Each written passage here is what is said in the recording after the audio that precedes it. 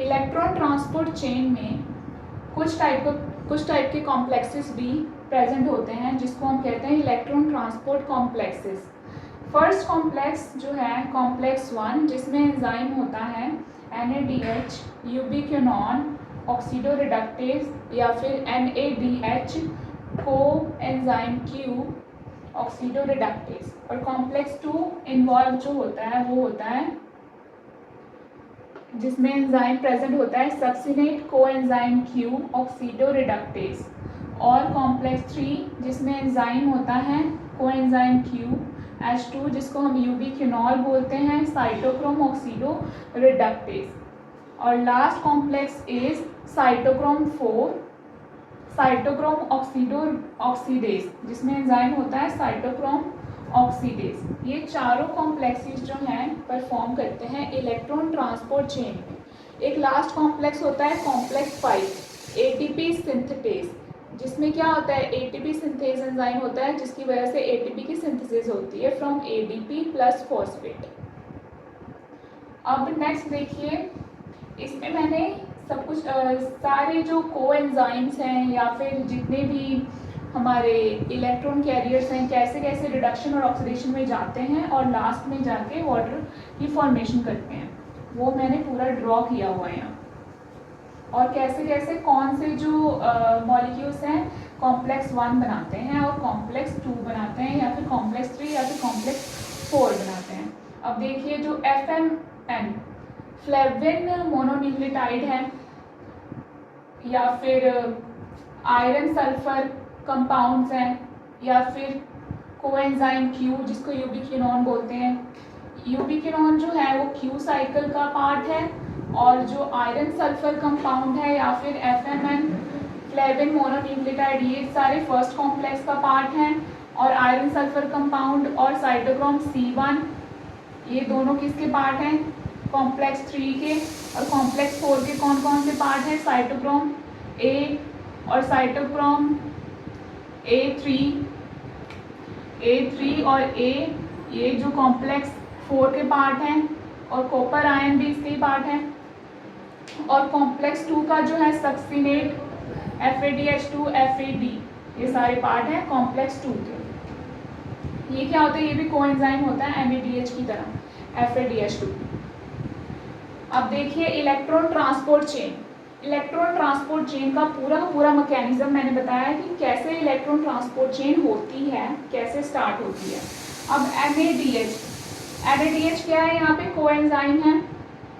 Coenzyme ने क्या किया जब उसने NADH डिहाइड्रोजनेज के साथ रिएक्ट किया तो वहाँ पे क्या NAD++2 इलेक्ट्रॉन लूज हुए और दो प्रोटॉन वहाँ पे लूज हुए। और ये जो 2 प्रोटॉन हैं आगे जाके इंटर मेम्ब्रेन स्पेस में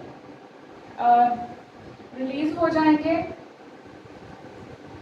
और यहाँ जो 2 इलेक्ट्रॉन हैं वो एज इट इज आगे जो इलेक्ट्रॉन कैरियर्स हैं उनको पास हो जाएंगे। अब FMN जो है यहाँ पे इलेक्ट्रॉन कैरियर की तरह काम कर रहा है जो कि किसका प्रोस्टैटिक ग्रुप था NADH डिहाइड्रोजनेज एंजाइम का प्रोस्टैटिक ग्रुप था FMN फ्लेविन मोनोन्यूक्लियोटाइड। अब ये 2 इलेक्ट्रॉन जो आए यहाँ से उसने आगे जाके दूसरे इलेक्ट्रॉन कैरियर को पास कर दिए जिसको हम बोलते हैं iron sulphur compounds. Iron sulphur compounds को आगे जाके पास करेगा। अब ये 2 इलेक्ट्रॉन किसको आगे जाके पास करेंगे कोएंजाइम Q जिसको हम यूबिक्विनोन बोलते हैं। इसके पास प्रोटॉन कहाँ से आए कॉम्प्लेक्स 2 से इसके पास प्रोटॉन आए। देन ये जो है आगे जाके प्रोटॉन का एज इट इज जो है इंटरमेम्ब्रेन स्पेस में लूज कर देगा 4 प्रोटॉन को और 2 इलेक्ट्रॉन जो है आगे जाके पास करेगा नेक्स्ट इलेक्ट्रॉन कैरियर को। Next electron carrier cytochrome B, then iron sulphur compound cytochrome C1, then cytochrome C1 और आगे जाके जो 2 इलेक्ट्रॉन है किसको पास होंगे मोबाइल। ये क्या होता है साइटोक्रोम C क्या होता है mobile electron carrier. Mobile electron carrier होता है ये साइटोक्रोम C 2 इलेक्ट्रॉन को आगे जाके कौन से इलेक्ट्रॉन कैरियर को पास करेगा साइटोक्रोम A को पास करेगा देन A3 को पास करेगा cytochrome A3।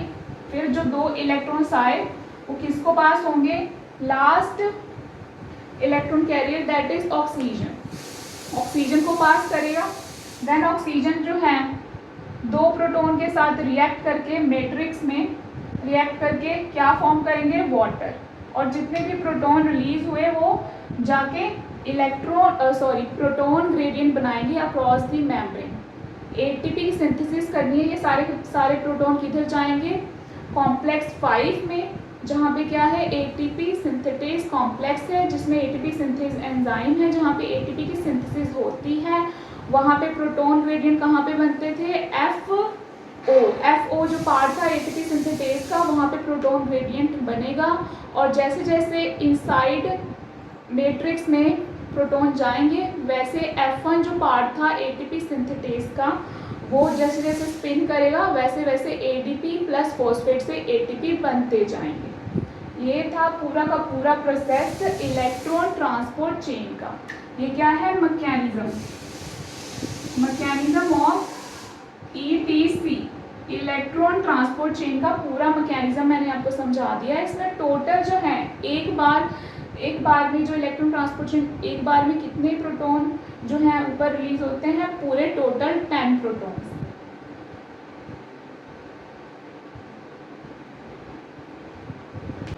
Electron transport chain में फर्स्ट पॉइंट है कि रिडॉक्स पोटेंशियल जो होता है, जैसे जैसे इलेक्ट्रॉन ट्रांसपोर्ट चेन चलती है वैसे वैसे रिडॉक्स पोटेंशियल जो है हाई होता जाता है।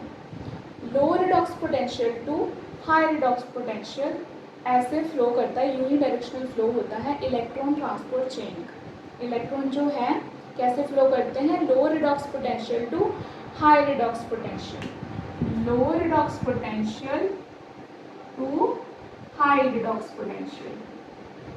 अब रिडॉक्स पोटेंशियल जो है लो कहाँ पे होगा, जो कि इलेक्ट्रॉन जो है जहाँ पे ज़्यादा डोनेट करने वाली स्पीसीज हैं, इलेक्ट्रॉन जो डोनेट कर रही है वो कौन सी होंगे, लो रिडॉक्स पोटेंशियल वाली स्पीसीज। जो इलेक्ट्रॉन को एक्सेप्ट कर रही हैं वो कौन सी होंगी, हाई रिडॉक्स पोटेंशियल वाली स्पीसीज होंगी। तो इसीलिए जो है redox potential become more positive going towards oxygen. जैसे ऑक्सीजन की तरफ बढ़ता जाता है चेन वैसे वैसे रिडॉक्स पोटेंशियल जो है हाई होती चली जाती है, पॉजिटिव होती चली जाती है। नेक्स्ट पॉइंट है NADH can transfer electron to NADH dehydrogenase. ये एंजाइम को इलेक्ट्रॉन ट्रांसफर करता है, ना कि डायरेक्टली साइटोक्रोम B और साइटोक्रोम C इलेक्ट्रॉन कैरियर को डायरेक्टली सेंड करता है, ऐसा नहीं कर सकता। इसलिए वो किसको इलेक्ट्रॉन ट्रांसफर करता है, NADH डीहाइड्रोजिनेज। नेक्स्ट पॉइंट है इसमें इलेक्ट्रॉन ट्रांसपोर्ट चेन में कि NADH पहले स्टेप में क्या कर रहा था, हमने देखा था इलेक्ट्रॉन को डोनेट कर रहा है प्रोटॉन, एक प्रोटॉन और 2 इलेक्ट्रॉन। अगर एक प्रोटॉन है तो 2 इलेक्ट्रॉन्स हैं, ठीक है। इसमें ये कहाँ पे डोनेट कर रहा है, विच टुगेदर अनदर प्रोटॉन जो है जब ये डोनेट करेगा तो एक और प्रोटॉन जो है इंटरनल मीडियम मैट्रिक्स से क्या करेगा, रिड्यूस करेगा FMN, जिसको हम फ्लेविन मोनोन्यूक्लियोटाइड कहते हैं, 2FMNH2 di hydrogen flavin mononucleotide में रिड्यूस हो जाएगा। अब यही जो रिड्यूस फॉर्म है इसकी FMNH2, then it can release 2 proton. अब रिड्यूस फॉर्म में है तो वो 2 प्रोटॉन को जो है रिलीज करेगी to the exterior of the membrane, outside मतलब कि साइटोसोल में जाके ये 2 प्रोटॉन रिलीज हो जाएंगे, जो हमने वहाँ पे देखा था। पहले मैंने मैकेनिज्म आपको समझाया था, उसमें पूरे स्ट्रक्चर में मैंने दिखाया था, बना के दिखाया था आपको।